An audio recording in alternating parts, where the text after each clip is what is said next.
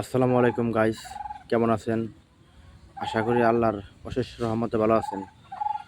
তো বন্ধুরা, আজকে আলোচনা করব সাইপ্রাস ওয়ার্ক পারমিট ভিসা সম্পর্কে।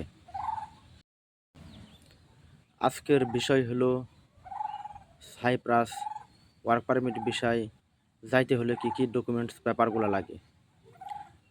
তুর্কি সাইপ্রাস যাইতে সাধারণত যে সমস্ত পেপারসগুলো লাগে সেগুলো হলো: নাম্বার 1, ভ্যালিড পাসপোর্ট।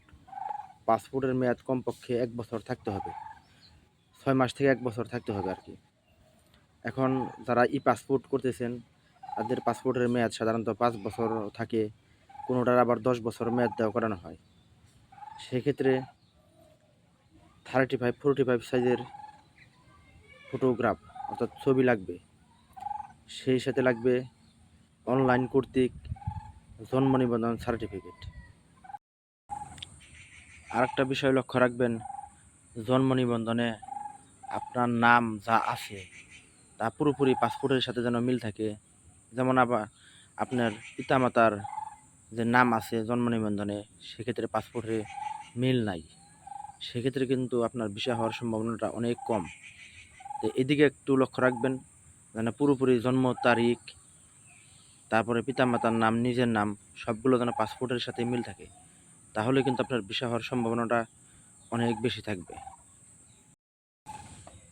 বিশেষ করে জন্ম নিবন্ধন সার্টিফিকেটটা আপনার প্রয়োজনে ইংলিশে করে নেবেন, যেন পাসপোর্টের সাথে পুরোপুরি মিল থাকে, আর এটা যেন অনলাইন থাকে। এই জন্ম নিবন্ধনটা আগে লাগতো না সাধারণত, এখন আর কি অবশ্যই এটা লাগে, আর এটার অনেক প্রয়োজন হয় তুর্কি সাইপ্রাস ভিসা করার ক্ষেত্রে। আবারও কিন্তু ভাই একই কথা বলতেছি, আপনারা যারা যাবেন তুর্কি সাইপ্রাসে সেক্ষেত্রে কিন্তু আপনারা কোম্পানি ভিসায় যাওয়ার চেষ্টা করবেন, কোনো ট্যুরিস্ট ভিসায় যাওয়ার চেষ্টা করেন না, এক্ষেত্রে আপনারা অনেক ভোগান্তি হতে পারেন। কোম্পানি ভিসায় যাওয়ার চেষ্টা করবেন, দালালদের সাথে চুক্তি করবেন কোম্পানি ভিসায় যাওয়ার জন্য।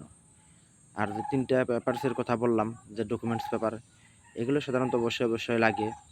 তো এগুলা তাদের মিল না আছে জন্ম নিবন্ধন সার্টিফিকেটের সাথে আর হলো পাসপোর্টের সাথে, তারা প্রয়োজনে এগুলো সংশোধন করে নেবেন, তারপরে ভিসা সংক্রান্ত বিষয়ে কাজ করা শুরু করবেন, তাহলে আপনার ভিসা পাওয়ার সম্ভাবনাটা অনেক বেশি থাকবে।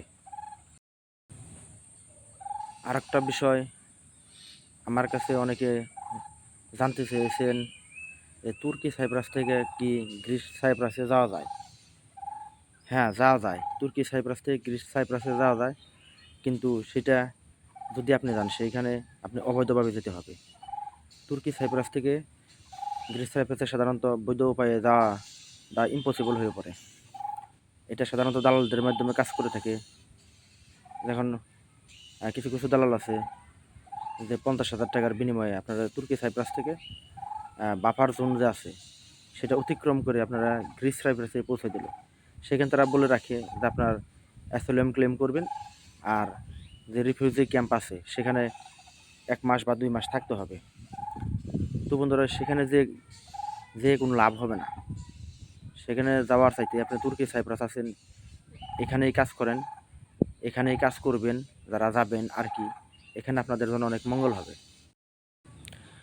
তুর্কি সাইপ্রাস থেকে যারা গ্রিস সাইপ্রাসে যায়, তারা গ্রিস সাইপ্রাসে স্টে করার জন্য সাধারণত ওই দেশের কোর্টে মামলা করে, কিন্তু সেই মামলা কিন্তু একসময় রিলিজ হয়ে যায়, খারিজ হয়ে যায়।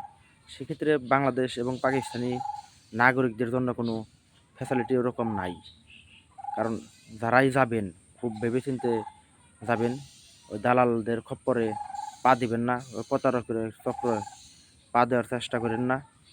কারণ আপনারা যারা তুর্কি সাইপ্রাসে যাইতেছেন বা অলরেডি গিয়েছেন, তারা তুর্কি সাইপ্রাসেই কাজ করেন, যে এখানে অনেক স্যালারিটা কিন্তু বর্তমান সময়ে কিন্তু ভালো, কিন্তু আপনি ওই দালালের খপ্পরে পড়ে গ্রিস সাইপ্রাসে গেলেন, কিন্তু সেক্ষেত্রে কিন্তু আপনার ভবিষ্যৎটা অনেকটা অমঙ্গল হয়ে যেতে পারে।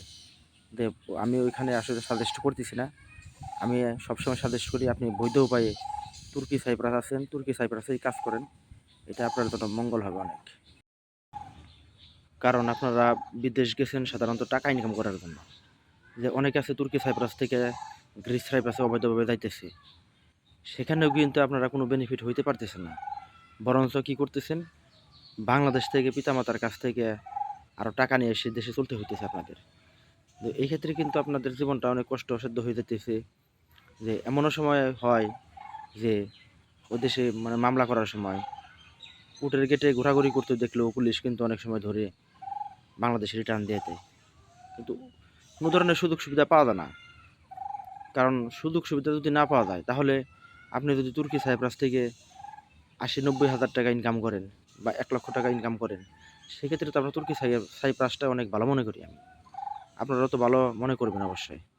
এই গ্রিস সাইপ্রাস তো যাওয়ার সাধারণত প্রয়োজন হয় না।